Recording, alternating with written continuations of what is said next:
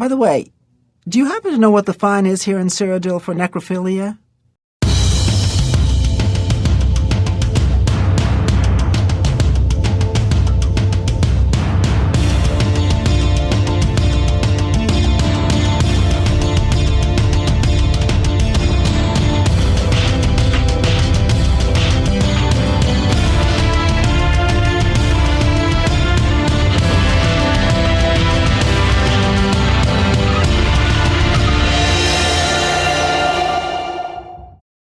The Elder Scrolls IV Oblivion is an amazing and massive game. Between combat, conversation, and legwork, there's something to do for just about everyone, and furthermore, no wrong way to play the game. However, there are certain techniques and methods of gameplay that are more efficient than others. In order to figure out your perfect balance of gameplay, it's important to have the right tools, and the best kinds to have are enchanted. For those of you who don't know, enchanted items are weapons or clothing imbued with some sort of magical effect. These effects can be seen on the menu screen when the item is highlighted. The most powerful enchanted items are found as random loot in chests located in dungeons. However, you can also make enchanted items by using enchanting altars located in the Chironasium at the Arcane University. Unfortunately though, the university is restricted to people who have earned entry.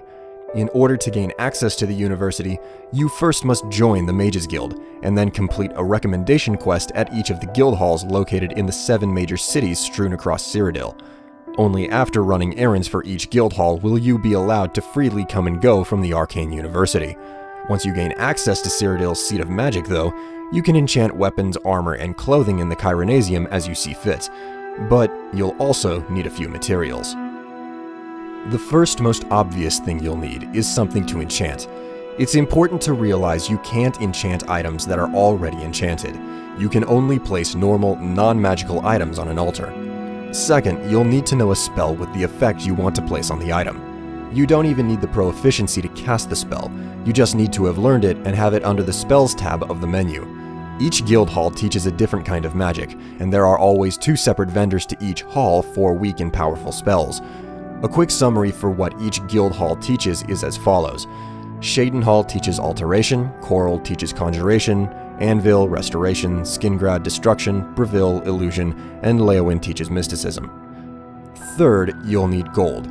How much is dependent on how powerful the enchantment is, and the strength of the enchantment is dependent on the next thing you need. Number 4, a filled soul gem. If you don't know, soul gems are, just as the name implies, gems that you fill with the souls of fallen enemies. There are 6 types of soul gems in the game. In order of size from least to greatest, they are petty, lesser, common, greater, grand, and black. Each creature in the game has a different size soul, starting with mud crabs who have petty souls and ending with human beings whose souls can only fit in black soul gems. The size of the soul is what determines the power of the enchantment you place on an item. Soul gems can be purchased from Mages Guild vendors and found in random loot caches in dungeons, with higher capacity gems only appearing whenever you've reached higher levels. In addition, black soul gems can only be created from empty soul gems through a dark ritual which is discovered during the Mages Guild questline.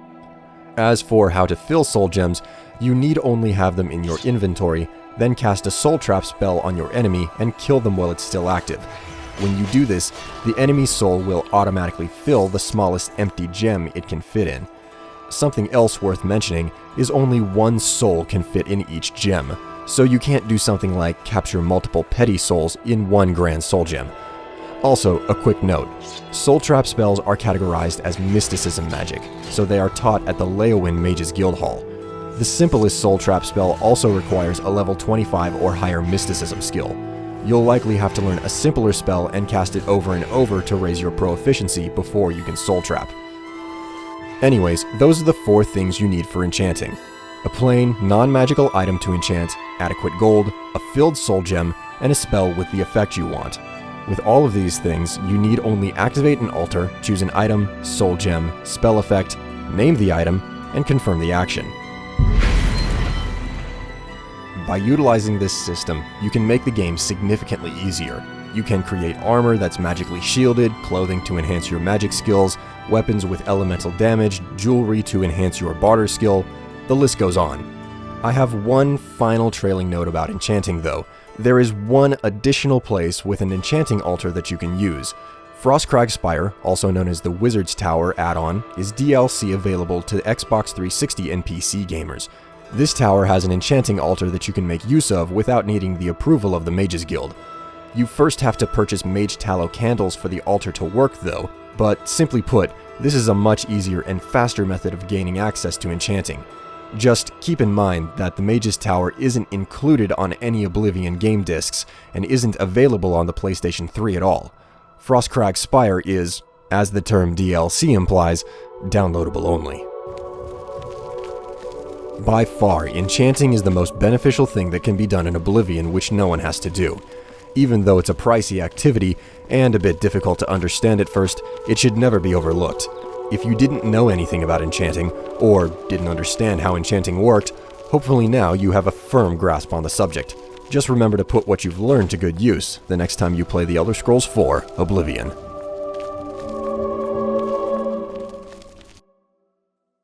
By the way, do you happen to know what the fine is here in Cyrodiil for necrophilia?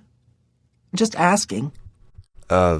500 drakes, if it's not the first offense. That's nothing compared to Morrowind, thanks.